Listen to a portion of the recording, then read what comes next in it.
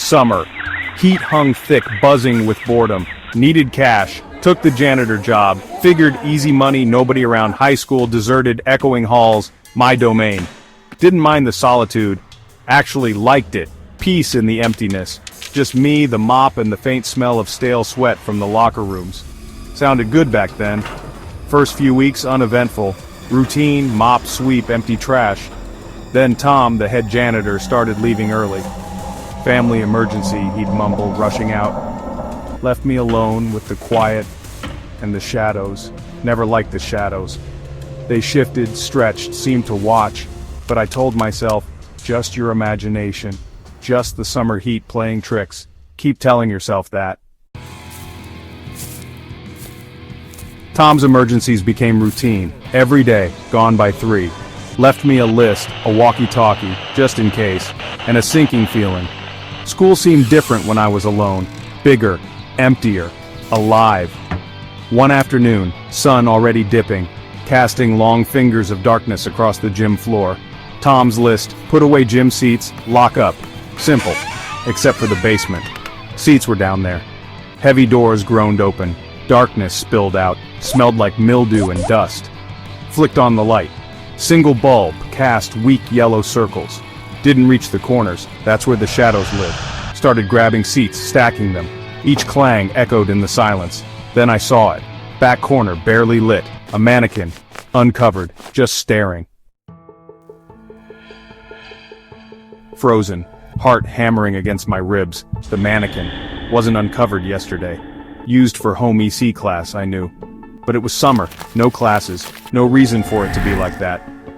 Slowly, I moved closer. Each step felt heavy, like walking through water.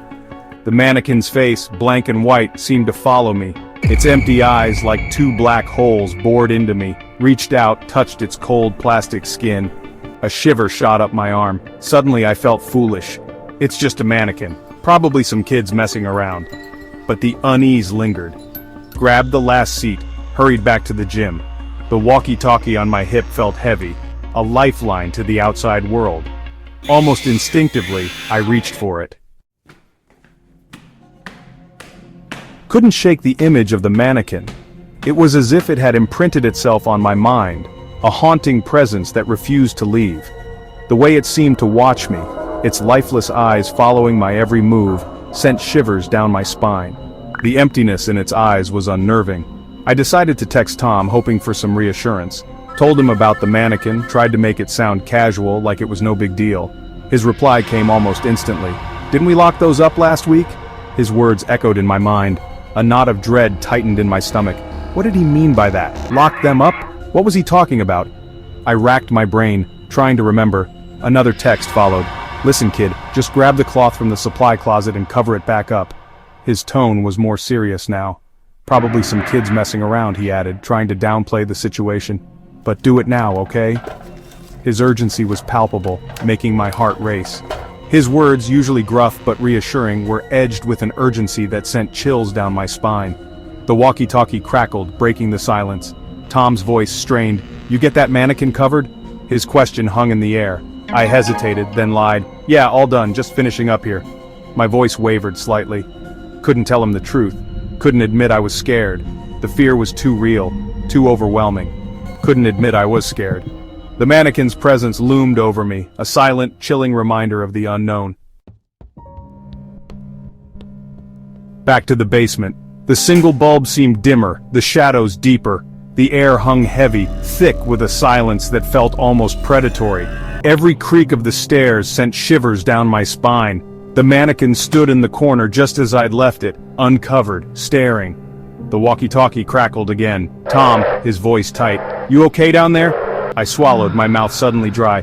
"Yeah, fine, just getting the cloth." Supply closet, dark, smelled like old paint and fear. Fumbled for the light switch, found it, flicked it on, and saw nothing. The cloth, the one we always used to cover the mannequins, was gone.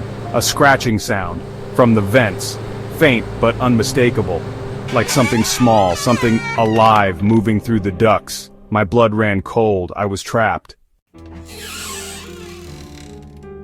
The scratching grew louder, closer, right above me. Then silence. A silence so profound it felt like the world had stopped breathing.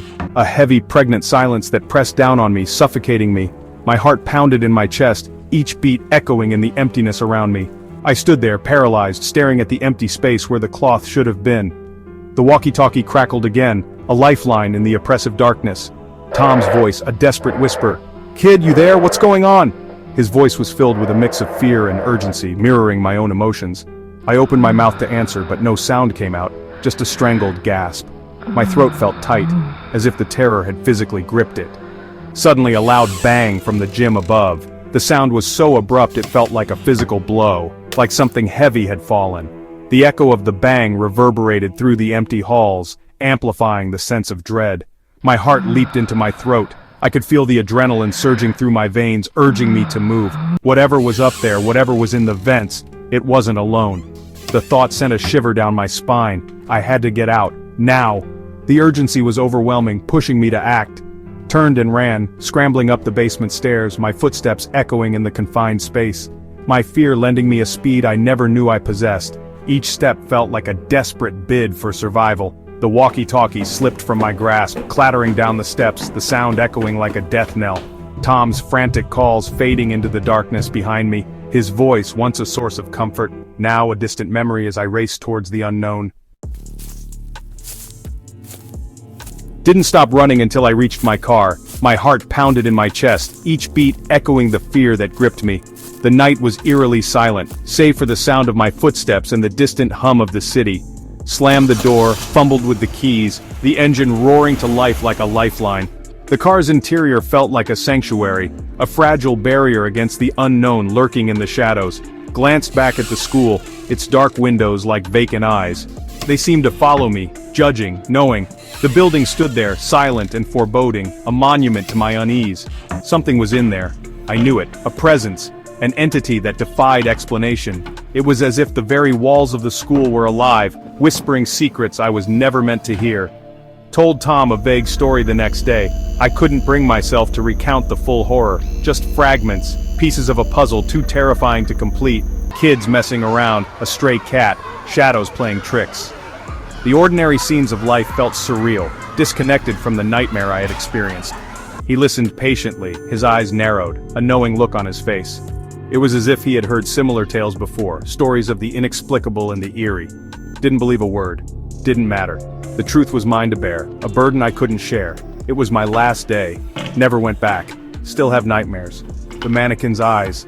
They haunt me, staring into my soul, a reminder of that night. The scratching in the vents.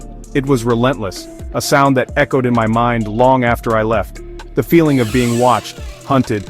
It was a primal fear, one that gripped me and refused to let go. The unknown is a powerful thing. It feeds on our fears, our insecurities, turning the mundane into the menacing. It can haunt you long after the lights are on and the shadows are gone. The memories linger, a ghost of what once was. Some things are better left undisturbed. Curiosity can be a dangerous thing, leading us to places we were never meant to go. Some doors are meant to stay closed. They hide truths that are too terrible to face. And some summer jobs, no matter how desperate you are for cash, are just not worth it. The price of curiosity can be too high, leaving scars that never truly heal.